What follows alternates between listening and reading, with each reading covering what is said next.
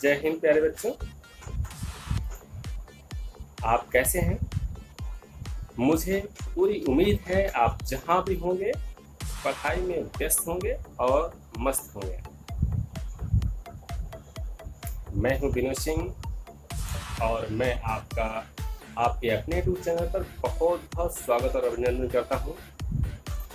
और जो स्टूडेंट नए हैं और चैनल को अभी तक सब्सक्राइब नहीं किए हैं तो चैनल को सब्सक्राइब कर लें, और वीडियो अच्छी लगती है तो लाइक और शेयर करना बिल्कुल न भूलें। मैं आपको एक बात कहने के लिए बहुत एक्साइटेड हूँ, वो ये है कि आपने पिछले वीडियो को बहुत ही प्यार दिया, आपने बहुत ही खूबसूरत कमेंट लिखे। इसके लिए मैं आपको तहे दिल से धन्यवाद देता हूँ और मुझे उम्मीद है कि आप इस वीडियो को भी बहुत ही ज़्यादा प्यार देंगे और बहुत ही अच्छा कमेंट करेंगे। तो इन्हीं बातों के साथ मैं आगे बढ़ता हूँ। देखिए, समंदर की पानी पर अंगुलियों से तकदीर नहीं लिखते। समंदर की पानी पर अंगुलियों से तकदीर नहीं लिखते। अगर मिल जाए खुदा, क्या अगर मिल जाए खुदा तो तस्वीर नहीं देखते। लग जाए नशा, नशा कई प्रकार के होते हैं, आप जानते हैं कौन कौन से नशा? देखिए, किसी को शराब पीने का नशा, किसी को सिगरेट पीने का नशा, किसी को बीड़ी पीने का नशा, किसी को जुआ खेलने का नशा, तरह तरह के नशे हैं। कोई भी पेरेंट्स नहीं चाहता कि हमारे बेटे को कोई भी इस तरह का नशा लगे, लेकिन एक और नशा है, एक और नशा है जिसको हर पेरेंट चाहता है। हर पेरेंट चाहता है हमारे बच्चे को लगे। कौन सा नशा है? कौन सा नया नशा है? अगर लग जाए नशा पढ़ाई का तो सपने अधूरे नहीं रहते। सपने अधूरे नहीं रहते। स्कूलों में आप देखे होंगे पढ़ाई होती है, आप जाइए जिस क्लास से गुजरिए तो उस क्लास में कितने बच्चे हैं? जैसे 20 बच्चे हैं तो जोर के शोर से पता लग जाता है कि उस क्लास में 20 बच्चे हैं। किसी क्लास में 25 बच्चे हैं तो जोर के शोर से पता लग जाता है उसमें 25 बच्चे हैं। लेकिन इसी तरह से देखिए पढ़ाई हो रही है। और देखिए, जैसे शराब के लिए जो है शराब खाना है और वो अड्डा है जहाँ पर शराबी मिलते हैं, यानी शराबियों का एक अड्डा है। उसी तरह जुआड़ियों का एक अड्डा है जहाँ जुआड़ी मिलते हैं।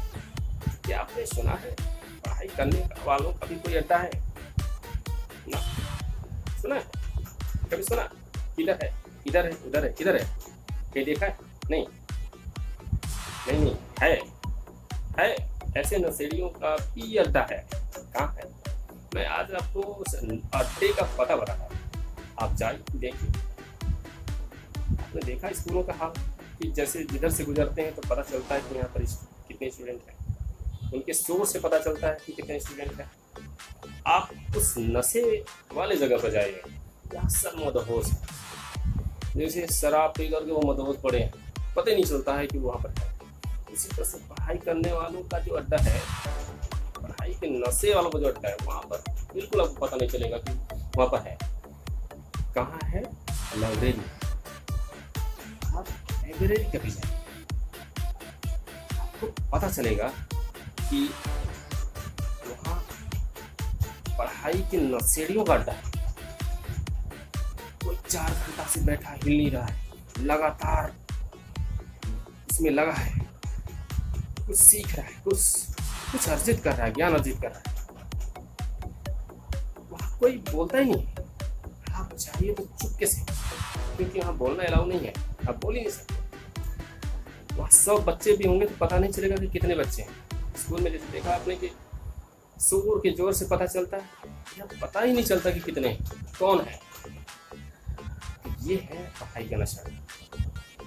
और मैं आपको इसी तरह की पढ़ाई के नशा का एक पुड़िया लेके आया, बहुत मज़ेदार, बहुत ही मज़ेदार। देखता हूँ कि आपको इस पढ़ाई का नशा लगता है कि नहीं लगता है। तो चलिए आइए देखते हैं इस पुड़िये में क्या है। तो देखते हैं प्यारे बच्चों, क्लास 11 की chemistry chapter 2 structure of atom, और इसमें है एमसीक्यूज, केवल बहुविकल्पी प्रश्न। आपके लिए बहुत ही इम्पोर्टेंट है, क्योंकि बोर्ड के आदेशानुसार आपको जो है एमसीक्यूज यूटी जो है फर्स्ट और सेकेंड दोनों में आपको आना है क्या, एमसीक्यूज, यानी कि बहुविकल्पी प्रश्न। तो आप इसके लिए थोड़ा सा अपडेट हो जाए और आपको थोड़ा देखते हैं कितना आपको पढ़ाई की नशा लगती है। आइए हम लोग आगे बढ़ते हैं। तो पहला क्वेश्चन हम लोग अटेंड करते हैं। पहला क्वेश्चन के लिए देखिए जरा सा, ये है आपका पहला क्वेश्चन। यहाँ पर ध्यान से देखिए, लिखा है न्यूट्रॉन डिस्कवर्ड बाय, न्यूट्रॉन की खोज किया था, किसने किया था। देखिए नाभि, न्यूट्रॉन की खोज की गई द्वारा, किसके द्वारा की गई थी बताइए। थॉमसन के द्वारा की गई थी, चैडविक के द्वारा की गई थी, रदरफोर्ड के द्वारा की गई थी, नन है कोई नहीं। तो इसमें सही आंसर क्या है, चैडविक ने खोज की थी। चैडविक ने 1932 में, कब, 1932 में बेरियम पर, यानी कि बेरियम पर अल्फा कण की बम्बार्डमेंट करके, है ना, क्या किया था, इसकी खोज की थी। ठीक है, चलिए, ये न्यूट्रल होता है और इसका जो मास होता है 1.674 मल्टीप्लाई 10⁻⁻27 kg होता है। चलिए ठीक है, हम लोग आगे चलते हैं, आगे बढ़ते हैं, देखते हैं क्वेश्चन नंबर 2। दूसरा क्वेश्चन देखते हैं। अब यहाँ देखिए ध्यान से, क्वेश्चन 2 में the most positive charge of atom concentrated in extremely, बहुत ही छोटे, स्मॉल पोर्शन इज कॉल्ड, है ना, जो है परमाणु का, है ना, परमाणु का अधिकांश धनात्मक आवेश अति सूक्ष्म जगह पर संघनित होता है, वह कहलाता है, क्या कहलाता है, इलेक्ट्रॉन क्लाउड, नोड, न्यूक्लियस यानी नाभिक, कोई नहीं। तो क्या कहलाता है, आप भी अपने आंसर को कमेंट में लिख सकते हैं। चलिए, तो ये कहलाता है नाभिक यानी न्यूक्लियस, ये है नाभिक। ठीक है, यानी कि नाभिक में क्या होता है, प्रोटॉन होता है, इस कारण वो क्या होता है, पॉजिटिव होता है, और जितना भी पॉजिटिव भाग है यानी प्रोटॉन है वो नाभिक में उपस्थित होता है, इसलिए वहाँ पर पॉजिटिव चार्ज होता है। चलिए हम लोग आगे चलते हैं, अगला क्वेश्चन अटेंड करते हैं, क्वेश्चन नंबर 3। क्वेश्चन नंबर 3 देखिए, क्वेश्चन नंबर 3, आइए देखते हैं। The path of electron surrounding the nucleus is, वह रास्ता नाभिक के चारों ओर का, वह इलेक्ट्रॉन के घूमने का रास्ता क्या कहलाता है, तरंग यानी वेव, या इलेक्ट्रॉन क्लाउड, या फिर ऑर्बिटल या कक्षक, नन, कोई नहीं। क्या कहलाता है भाई, देखिए कहलाता है ये ऑर्बिटल, कक्षक कहलाता है। जिस रास्ते पर नाभिक के चारों ओर इलेक्ट्रॉन, न्यूक्लियस के चारों ओर इलेक्ट्रॉन मूव करता है, घूमता है, उसे क्या कहते हैं, ऑर्बिटल कहते हैं, कक्षक कहते हैं। ठीक है, अब आते हैं हम लोग अगले क्वेश्चन की ओर। अगला क्वेश्चन है, देखिए ध्यान से,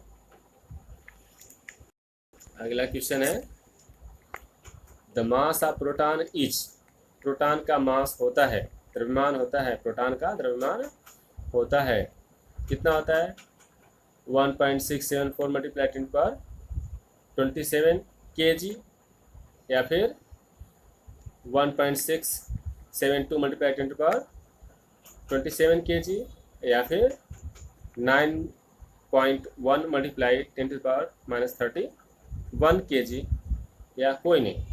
इसमें से कौन सा आंसर सही है? ये आंसर सही है 1.672 मल्टीप्लाई 10⁻27 kg। ठीक है, ये वाला आंसर सही है।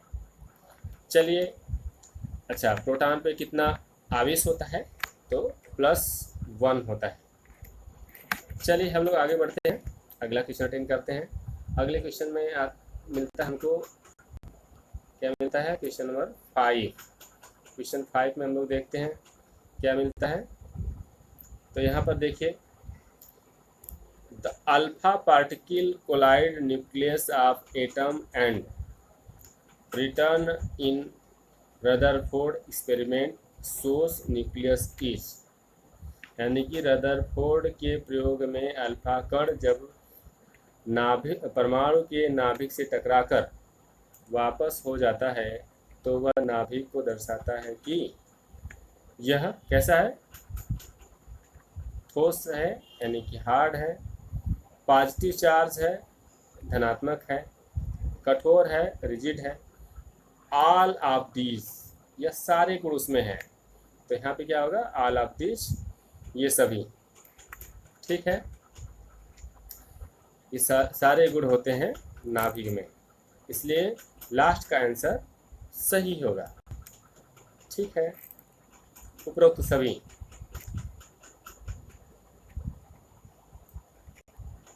अगला क्वेश्चन है, if z equal to 17, a equal to 35, then the number of electron is, यदि z 17 हो और a 35 हो तो इलेक्ट्रॉन की संख्या होगी, कितना होगी?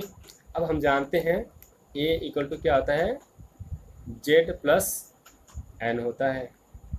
अब हम n निकालना चाहते हैं तो n इक्वल टू क्या करेंगे? a माइनस z कर लेंगे। अब यहाँ पर देखेंगे ये कितना है? 35 है। अब माइनस 17 कितना आ जाएगा? कितना आ जाएगा? देखिए, इसमें से अगर घटाइए, ये 15 में से 7 गया 8, और उधर 1 आ जाएगा, यानी कि कितना है? 18 आ गया। तो ये 18 इसका आंसर है। क्लियर है? ये फार्मूला आपको बुक में मिल जाएगा। ठीक, ओके, आगे बढ़ते हैं। आगे देखते हैं क्वेश्चन नंबर 7। क्वेश्चन नंबर 7 में क्या है? देखिए, how many neutrons in this symbol, this is the symbol, ये सिंबल है, और ये जो है क्या दिखाता है? किसको दिखाता है? ए को दिखाता है, और ये किसको दिखाता है? ये दिखा रहा है किसको? जेड को, यानी कि किसको दिखा रहा है? ये पी को दिखा रहा है, या फिर ई को दिखा रहा है, यानी ई मतलब प्रोटॉन और ई मतलब इलेक्ट्रॉन, और जेड मीन्स क्या? एटॉमिक नंबर, परमाणु क्रमांक। ठीक है, ये एक सिंबल है। ठीक, अब इसमें न्यूट्रॉन की संख्या पता करनी है, तो फिर से वही निकालेंगे। n इक्वल टू क्या करेंगे? पहले फार्मूला तो आप देख ही लिए हैं पिछला उसमें, यानी कि a इक्वल टू होता है z प्लस n, और यहाँ से n इक्वल टू निकालेंगे तो क्या आ जाएगा? a माइनस जेड, यानी कि a कितना है? 13 है, माइनस 6 हो जाएगा, कितना आ जाएगा? 7। आंसर क्या आ जाएगा? 7 आ जाएगा। तो चलिए, इसका आंसर 7 आ गया, और 7 इसका आंसर करेक्ट है। चलिए हम लोग आगे आते हैं, 8वां क्वेश्चन देखते हैं। 8वें क्वेश्चन में लिखा है, it is impossible to exactly determine the position and momentum of electron simultaneously is called, यानी कि इलेक्ट्रॉन की के स्थिति और संवेग को यथार्थपूर्वक सही गणना करना असंभव है। तो इसमें कौन सा रूल लागू होता है? Pauli principle, Heisenberg uncertainty principle, aufbau principle, none of this, कोई नहीं। देखें हिंदी में, यहाँ पर आपको हिंदी में देखने मिलेगा कौन सा? पाउली का सिद्धांत, हाइगेनबर्ग की अनिश्चितता का सिद्धांत, अबाउ का सिद्धांत, हुंड का सिद्धांत। तो कौन सा सिद्धांत सही है? हाइगेनबर्ग की अनिश्चितता का सिद्धांत। कौन सा? हाइगेनबर्ग अनसर्टेनिटी प्रिंसिपल इसका सही आंसर है। चलिए हम लोग आते हैं 9वां क्वेश्चन देखते हैं। 9वें क्वेश्चन में है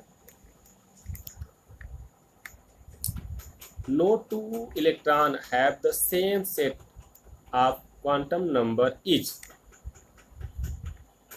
दो इलेक्ट्रॉन के लिए चारों क्वांटम संख्याएं समान नहीं होती या हो सकती हैं, यह सिद्धांत कहलाता है। किसका सिद्धांत कहलाता है?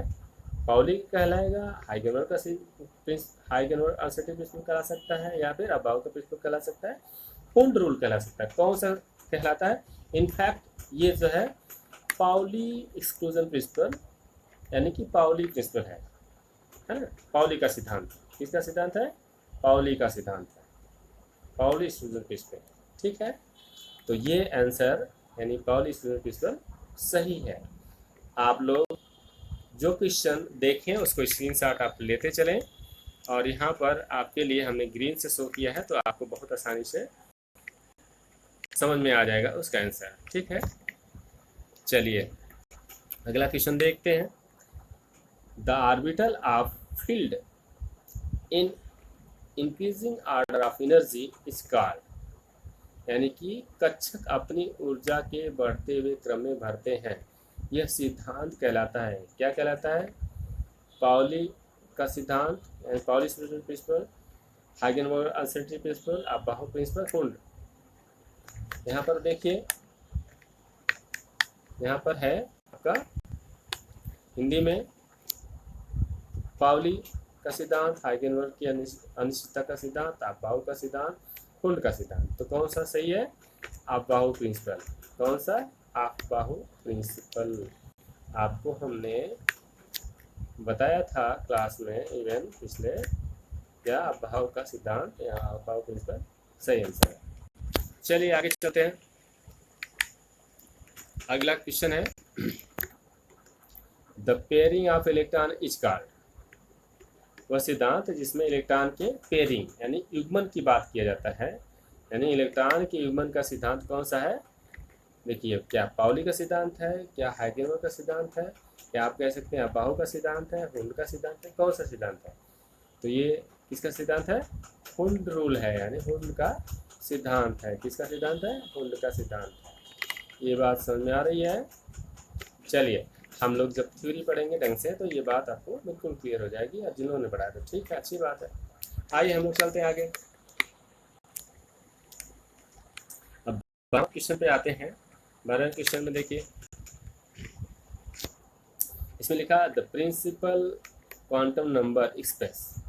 जो प्रिंसिपल क्वांटम नंबर है वह प्रदर्शित करता है क्या? इलेक्ट्रॉन। किस चीज़ को प्रदर्शित करता है? इलेक्ट्रॉन को प्रदर्शित करता है। ठीक है, अब इलेक्ट्रॉन को प्रदर्शित करता है क्या? इलेक्ट्रॉन का क्या? Energy level, angular momentum, orientation, spin, यानी कि ऊर्जा स्तर को, कोणीय संवेग को, उत्पत्ति को, चक्रण को। किसको प्रदर्शित करता है? तो ये प्रदर्शित करता है ऊर्जा स्तर को। मुख्य क्वांटम संख्या किसको? ये किस? ये है ऊर्जा स्तर को प्रदर्शित करता है। ऊर्जा स्तर यानी मुख्य ऊर्जा स्तर को प्रदर्शित करता है। मुख्य क्वांटम संख्या किसको प्रदर्शित करता है? ये किससे दिखाया जाता है? ये स्मॉल n से प्रदर्शित किया जाता है। इसका जो मान हो सकता है, इसकी वैल्यू हो सकती है 1, 2, 3, 4 इनफाइनाइट तक हो सकती है। ठीक है ना? चलिए हम लोग आगे देखते हैं। अगला क्वेश्चन ये है हमारा 13 नंबर का क्वेश्चन। बहुत ही प्यारा सा क्वेश्चन है। देखिए लिखा है the azimuthal quantum number express the of electron. Electron किस चीज़ को एजीमुथल क्वांटम नंबर शो करता है? ये करता है क्या? एनर्जी लेवल को शो करता है, एंगुलर मोमेंटम को शो करता है, ओरिएंटेशन, स्पिन।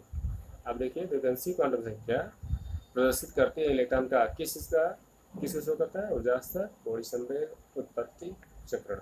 तो किसको प्रदर्शित करता है? ये एंगुलर मोमेंटम को शो करता है। किसको? एंगुलर मोमेंटम को शो करता है, कोणीय संवेग को शो करता है। और इसको हम लोग किससे दिखाते हैं? इसको हम लोग एल से दिखाते हैं। इसका वैल्यू क्या हो सकता है? 0, 1, 2, 3 ऐसे हो सकता है। इसकी पूरी वैल्यू लिखने को कहते हैं L = n-1 होती है। इसकी वैल्यू कितनी हो सकती है? n-1 हो सकती है। और ये जो है शेप ऑफ ऑर्बिटल, ऑर्बिटल के शेप, कक्षक के शेप, आकार को निर्धारित करता है। और निर्धारित करता है कि कोई भी ऑर्बिटल सपोज करिए कि 0 है, अगर n-1 0 हो गया, 1 हो गया, 2 हो गया, 3 हो गया, 4 हो गया, तो 0 वाला S को प्रदर्शित करेगा, 1 वाला P को, फिर 2 वाला इसको D को, और 3 वाला F को। इस तरह से ये प्रदर्शित करेगा। और S में कितने इलेक्ट्रॉन? 2, P में 6 और D में 10 इलेक्ट्रॉन और F में 14 इलेक्ट्रॉन होंगे। चलिए हम लोग आगे देखेंगे। आइए हम लोग देखते हैं 14 नंबर का क्वेश्चन। 14 नंबर का क्वेश्चन यहाँ पर मिलता है the magnetic quantum number express the blank space है। इलेक्ट्रॉन के लिए क्या प्रदर्शित करता है? एनर्जी लेवल प्रदर्शित करेगा कि एंगुलर मोमेंटम प्रदर्शित करेगा कि ओरिएंटेशन प्रदर्शित करेगा कि, यानी चुंबकीय क्वांटम संख्या क्या प्रदर्शित करता है? देखिए ऊर्जा स्तर, कोई संवेग, उत्पत्ति, चक्रण। किसको प्रदर्शित करता है? इसका आंसर है ओरिएंटेशन, यानी उत्पत्ति को प्रदर्शित करता है। ठीक है, इसको हम लोग स्मॉल m से प्रदर्शित करते हैं और इसका मान हो सकता है 2l + 1। कितना? 2l + 1। इसका मान हो सकता है 2l + 1। ये इसका मान हो सकता है। चलिए आगे बढ़ते हैं, अगला क्वेश्चन अटेंड करते हैं। 15 नंबर का क्वेश्चन अटेंड करते हैं। 15 नंबर के क्वेश्चन में देखिए ध्यान से लिखा है the element which have same atomic mass but different in atomic number that is called क्या होगा? आइसोटॉपिक। गलत शब्द लिखा गया है, आइसोटॉपिक, आइसोबार, आइसोन्यूट्रॉनिक, नन। आइए देखिए इसको हिंदी में कहते हैं वह तत्व जिसके परमाणु द्रव्यमान समान किंतु परमाणु क्रमांक भिन्न भिन्न होते हैं, वह कहलाता है, क्या कहलाता है? समस्थानिक, समभारिक और समन्यूट्रॉनिक। कोई नहीं, तो क्या कहलाता है? आइसोबार। आइसोबार यानी समधारी। क्लियर? चलते हैं आगे, अगला क्वेश्चन देखते हैं। अगला क्वेश्चन है 16 नंबर का। 16 नंबर क्वेश्चन में लिखा है if principal quantum number n = 4 then azimuthal quantum number l is. Azimuthal quantum number l क्या होगा?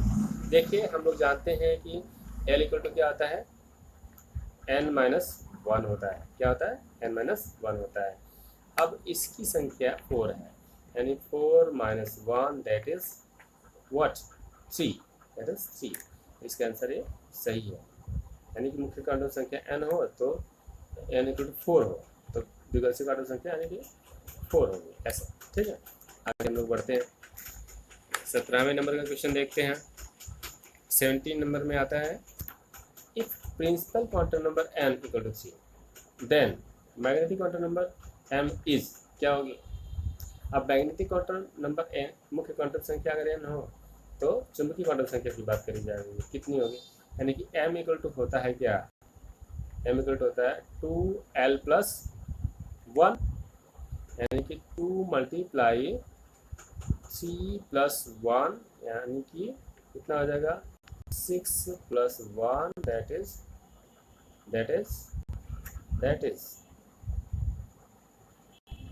7। चलिए इसका 7 आंसर सही है। वेरी गुड, आपको बहुत आसानी से समझ आ जाएगा। आगे बढ़ते हैं। 18 में लिखा है the shape of P orbital is. P orbital का आकार होता है कितना, क्या होता है, डंबल शेप हो सकता है, डबल डंबल शेप हो सकता है, और स्फीयर शेप हो सकता है, नन हो सकता है, कोई नहीं हो सकता है। पी कक्षा का आकार कैसा हो सकता है, डंबल, डबल डंबल, जटिल, गोलाकार, कुछ भी। तो क्या है, डंबल शेप होता है। कैसा होता है, डंबल शेप इसका आकार होता है पी ऑर्बिटल का। तो ये 3 ग्रुप में होता है, पी एक्स, पी वाई और पी जेड। इसमें कुल 6 इलेक्ट्रॉन होते हैं, 2 1 होते हैं। चलिए हम आगे बढ़ते हैं। आगे देखते हैं क्वेश्चन नंबर 19 नंबर क्वेश्चन में लिखा है कि the number of electron find in F orbital is. F orbital में कुल कितने इलेक्ट्रॉन पाए जाते हैं, तो 14 इलेक्ट्रॉन पाए जाते हैं। कितने इलेक्ट्रॉन, 14 इलेक्ट्रॉन पाए जाते हैं। चलिए हम लोग आगे देखते हैं। आगे लिखा है 20वें नंबर का क्वेश्चन है, और देखिए यहाँ पर लिखा है the shape of orbital defined by the quantum number is.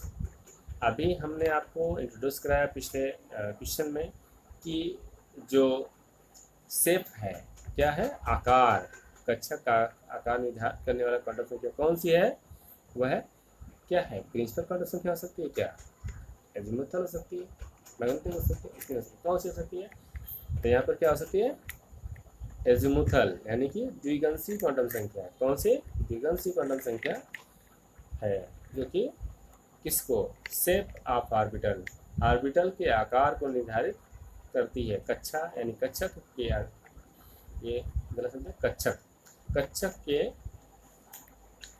आकार को निर्धारित करती है। तो इस प्रकार हम लोगों ने देखा 20 क्वेश्चन। अगर आपको स्क्रीनशॉट लेनी है तो आप ले लीजिए। इस तरह से हम लोगों ने देखा 20 क्वेश्चन। ये क्वेश्चन बहुत ही महत्वपूर्ण है और आपके चैप्टर के एक एक कोने से दिया गया है, और इस तरह के क्वेश्चन अगर आप तैयार करते हैं तो आपका एग्ज़ाम बहुत ही बढ़िया होगा और आपको चैप्टर का रिजल्ट बहुत ही बेहतरीन तरीके से हो सकता है। तो इसी के साथ हम लोग ये नशे की पुड़िया बंद करते हैं और आगे देखते हैं कि नई वाली वीडियो के साथ मिलते हैं आपसे, और आपके इस वीडियो की जो प्रतिक्रिया है जानने के लिए हम उत्सुक रहेंगे। और इसी के साथ हम उम्मीद करते हैं कि ये वीडियो आपको बहुत पसंद आएगी, और अपने आप राय को कमेंट में ज़रूर लिखें ताकि हमें पता चले कि क्या और सुधार करना है और हमको कैसा और वीडियो बनाना चाहिए। क्या आप और वीडियो चाहते हैं तो कमेंट में ज़रूर बताएं, और चैनल को लाइक करें, शेयर करें और सब्सक्राइब करें। इसी गुजारिश के साथ जय हिंद।